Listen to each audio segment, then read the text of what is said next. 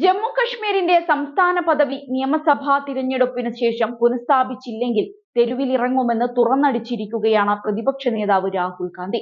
പാർലമെന്റിനകത്തും പുറത്തും ജമ്മു കശ്മീരിന്റെ സംസ്ഥാന പദവിക്കായി ഇന്ത്യ സഖ്യം സർവ്വ കരുത്തും ഉപയോഗിക്കും. തിരഞ്ഞെടുപ്പിന് ശേഷം സംസ്ഥാന പദവി തിരികെ ലഭിച്ചില്ലെങ്കിൽ ഉറപ്പായും പ്രക്ഷോഭം ആരംഭിക്കുമെന്ന് കടുത്ത ഭാഷയിൽ രാഹുൽ ആഞ്ഞടിച്ചിരിക്കുകയാണ്. സ്വതന്ത്ര ഇന്ത്യയിൽ തന്നെ ആദ്യമായിട്ടാണ് ഒരു സംസ്ഥാനത്തെ കേന്ദ്രഭരണ പ്രദേശമാക്കി മാറ്റുന്നതെന്നും രാഹുൽ ആരോപിച്ചു. ജമ്മുവിലെ റാലിയിലായിരുന്നു രാഹുലിന്റെ സുപ്രധാന പ്രഖ്യാപനം. ജമ്മു കശ്മീരിന്റെ സംസ്ഥാന പദവി പുനഃസ്ഥാപിക്കാത്തതിൽ ജനങ്ങൾക്ക് രോഷമുണ്ടെന്ന് നേരത്തെ സർവേ റിപ്പോർട്ടുകൾ ഉണ്ടായിരുന്നു. ജമ്മു കശ്മീരിലെ 2 കേന്ദ്രഭരണ പ്രദേശങ്ങളാക്കി മാറ്റിയത് ഇവിടെയുള്ള ജനങ്ങളോട് കാണിച്ച കടുത്ത അനീതിയാണ്. അതൊരിക്കലും സംഭവിക്കാൻ പാടില്ലായിരുന്നു. ജനങ്ങൾക്ക് ഞാനിതാ ഉറപ്പു നൽകുന്നു. തിരഞ്ഞെടുപ്പിന് ശേഷം BJP സംസ്ഥാന പദവി പുനഃസ്ഥാപിച്ചില്ലെങ്കിൽ ഉറപ്പായും പ്രതിഷേധവുമായി തെരുവിലിറങ്ങും. ലോക്സഭയിലും രാജ്യസഭയിലും സർവ്വകരുത്തും ഞങ്ങൾ ഉപയോഗിക്കുമെന്നും രാഹുൽ ഗാന്ധി പറഞ്ഞു. ഇന്ത്യയുടെ ചരിത്രത്തിൽ സ്വാതന്ത്ര്യം കിട്ടിയതിനു ശേഷം നിരവധി കേന്ദ്രഭരണ പ്രദേശങ്ങൾ സംസ്ഥാനങ്ങളാക്കിയിട്ടുണ്ട്. സംസ്ഥാനങ്ങൾ അതുപോലെ വിഭജിച്ചിട്ടുമുണ്ട്. തെലങ്കാന ആന്ധ്രാപ്രദേശിൽ നിന്ന് വിഭജിച്ചാണ് രൂപീകരിച്ചത്.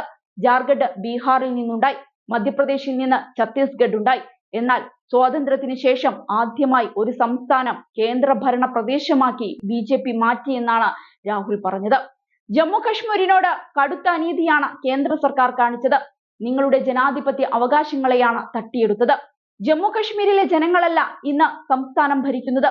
അത് മറ്റ് സംസ്ഥാനങ്ങളിൽ നിന്നുള്ളവരാണെന്നും രാഹുൽ തുറന്നടിച്ചു. കഴിഞ്ഞ 3 ആഴ്ചക്കിടെ രാഹുൽ ജമ്മു കശ്മീരിലെത്തുന്നത് 3ാം തവണയാണ്.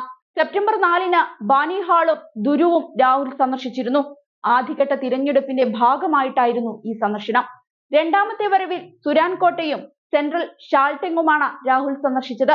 ജമ്മുവിൽ കഴിഞ്ഞ ദിവസമാണ് പ്രചരണവുമായി രാഹുൽ ഗാന്ധി എത്തിയത്. ഒരു ഹോട്ടലിലെ പ്രൊഫഷണലുകളുമായി രാഹുൽ സംസാരിച്ചിരുന്നു. അതിനുശേഷം ജമ്മു കശ്മീർ റിസോർട്ട് ഗ്രൗണ്ടിലേക്ക് റാലിക്കായി എത്തി. നേരത്തെ രാഹുൽ ജമ്മുവിൽ പ്രചരണം നടത്തണമെന്ന് ഒമർ അബ്ദുള്ള ആവശ്യപ്പെട്ടിരുന്നു. അതേസമയം ജമ്മു കശ്മീർ നിയമസഭാ തിരഞ്ഞെടുപ്പിന്റെ 2ാം ഘട്ടം സമാധാനപരമായാണ് അവസാനിച്ചത്. വൈകുന്നേരത്തോടെ 25 ലക്ഷത്തിലധികം വരുന്ന വോട്ടർമാരിൽ 54% പേർ 26 മണ്ഡലങ്ങളിൽ വോട്ട് രേഖപ്പെടുത്തി. 239 സ്ഥാനാർത്ഥികളാണ് മത്സരിച്ചത്. ഈ തിരഞ്ഞെടുപ്പ് വളരെ നിർണായകവുമായിരുന്നു. രാവിലെ 7 മണിക്ക് ആരംഭിച്ച വോട്ടിംഗ് അക്രമ സംഭവങ്ങളൊന്നും റിപ്പോർട്ട് ചെയ്യാതെ സുഗമമായി മുന്നോട്ട് തന്നെ പോയി. ജമ്മു കശ്മീരിന് പ്രത്യേക പദവി നൽകിയിരുന്ന ആർട്ടിക്കിൾ 370 റദ്ദാക്കി ജമ്മു കശ്മീരിനെ കേന്ദ്രഭരണ പ്രദേശമാക്കിയ ശേഷമുള്ള ആദ്യ നിയമസഭാ തിരഞ്ഞെടുപ്പാണ് ഇപ്പോൾ നടക്കുന്നത്. ഈ മാസം 18-ന് നടന്ന 1ാം ഘട്ട വോട്ടെടുപ്പിൽ 61% പോളിംഗ് രേഖപ്പെടുത്തിയത്.